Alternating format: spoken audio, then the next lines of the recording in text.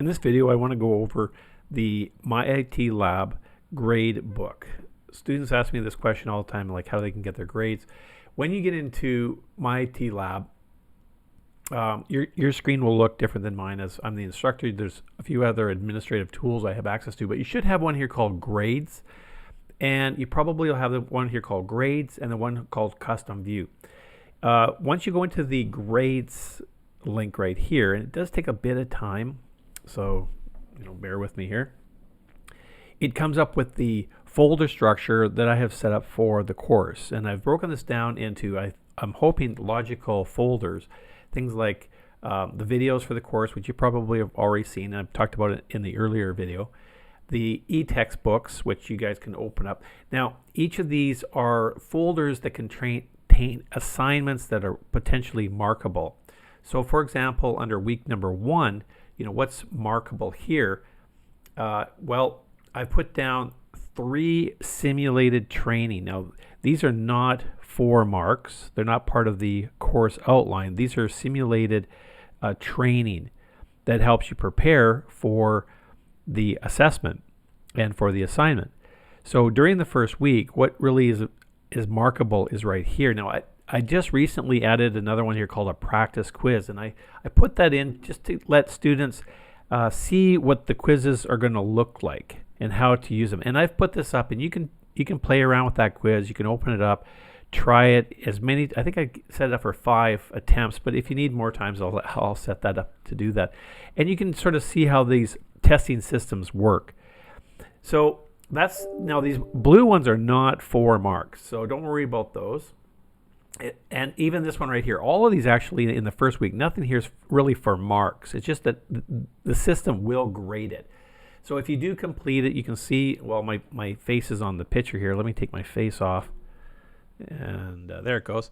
All right, so you can see here that if you've completed the assignment, it will mark it. And I actually haven't done this. It looks like the class average. Somebody has already completed this, which is great. They've completed this and then completed that. So far, people that are completing it. And then what I can do is I can go into my system and I can find out who has completed their work and who hasn't completed their work.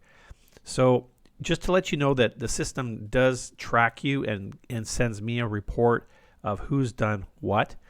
And this one right here, no one has taken the practice quiz yet.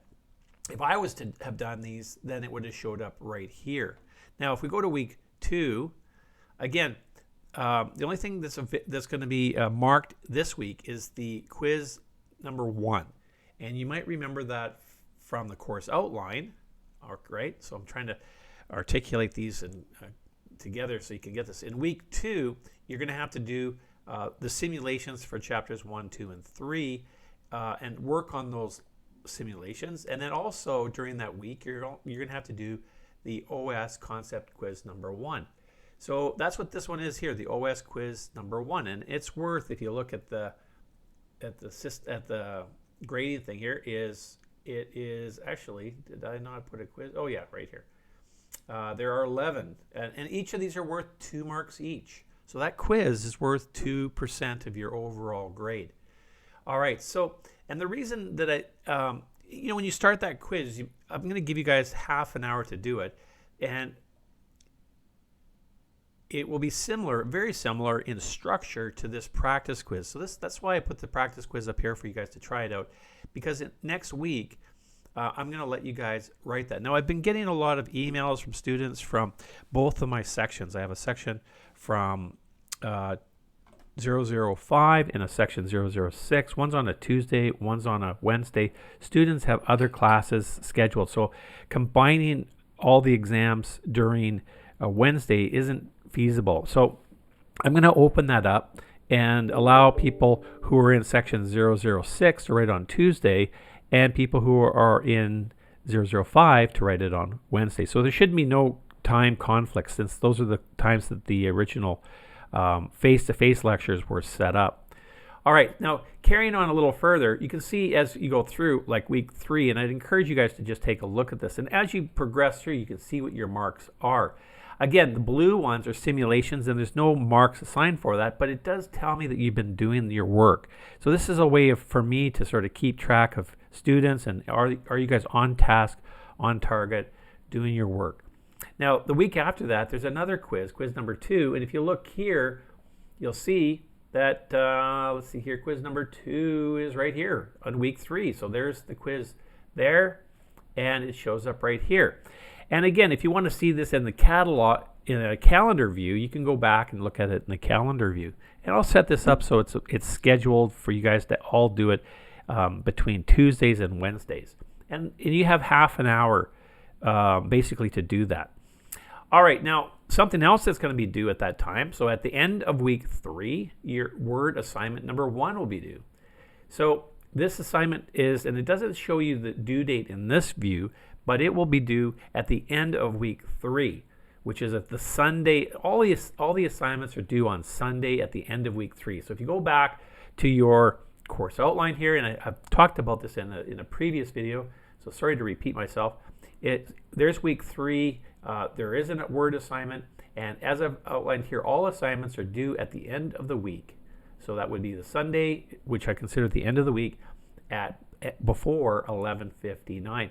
Now, something I want to make really clear with the assignments is that you guys are allowed, and I said this in an earlier video, is you guys can upload these assignments. You can download, complete them, and upload them.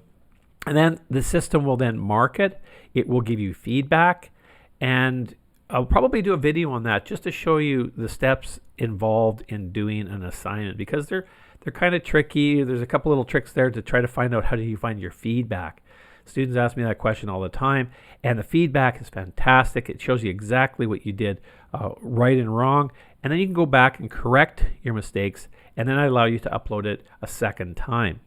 All right, so yeah, with that said, let's move on, and this goes on for the rest of the course. So you'll see here that on the week 4, there's a simulation that you need to complete. There will be another quiz to complete for Excel Chapter 1, and then 2 word assignments during that week. And this keeps going on. During the midterm, or week 8, is when we have a midterm. And the midterm, I want to point this out, is you'll have an assignment due that week. You'll also have to do the midterm. Now, the midterm, as you can see, has a similar icon to the assignments. And that's because these are very similar to how the assignments that you've been doing will look. So your midterm is going to be very similar in structure to the assignments. They'll just have slightly different concepts that you've been working on. And these are timed. So I will be sending these out during a timed process. Like, you'll only have a certain amount of time to do these. And there's only one upload for these ones. It is an exam, and we want to do vet your knowledge, I guess, in that time. So we're going to prepare you for that midterm by getting you to do all of these assignments. So hopefully that makes sense. And then we get back on track. We're back in week 9, and we'll start doing chapter 6, and we hand in the chapter 5 assignment before that, and we do the former chapter 5 quiz, and so on. It goes all the way down to the final exam.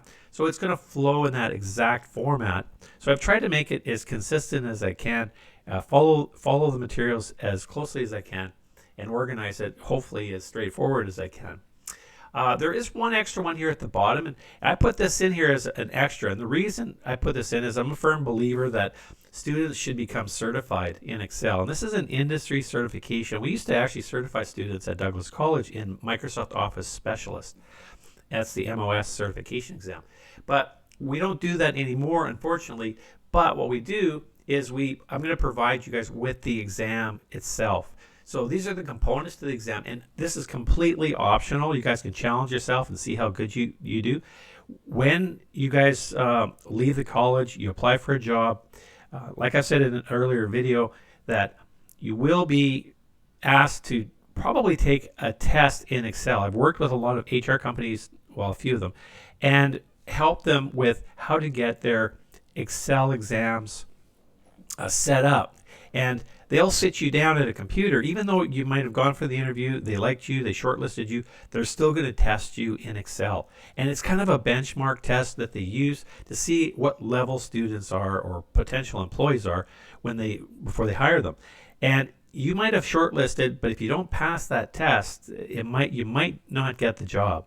So the reason I put this in again is to help prepare you guys and build your confidence, so when you go into an exam, you'll see a system very similar to this. A lot of them use a very similar system to this one, and get you prepared.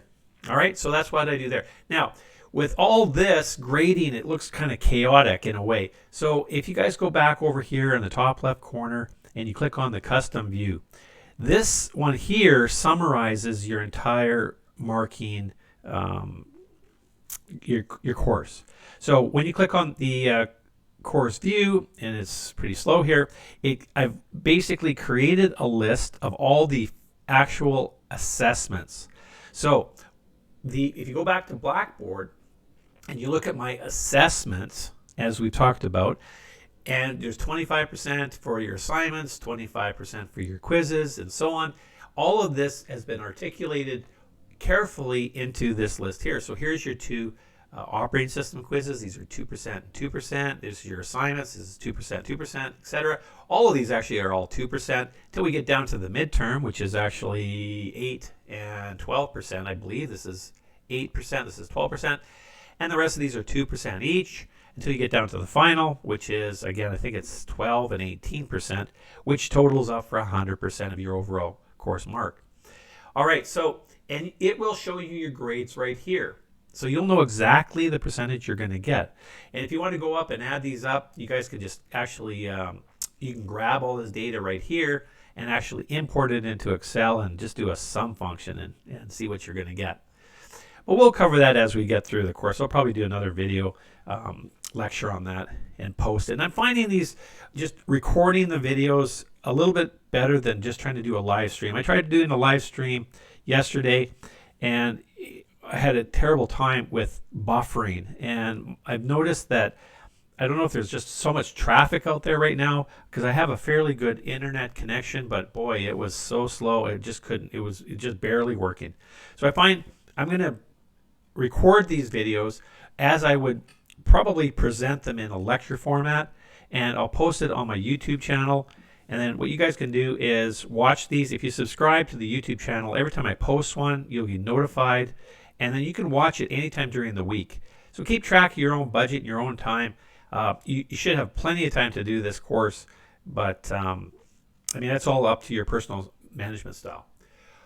All right, well, I hope that it answers a few questions relative to the marking, because that was what the intent was, and I'll see you guys in the next video.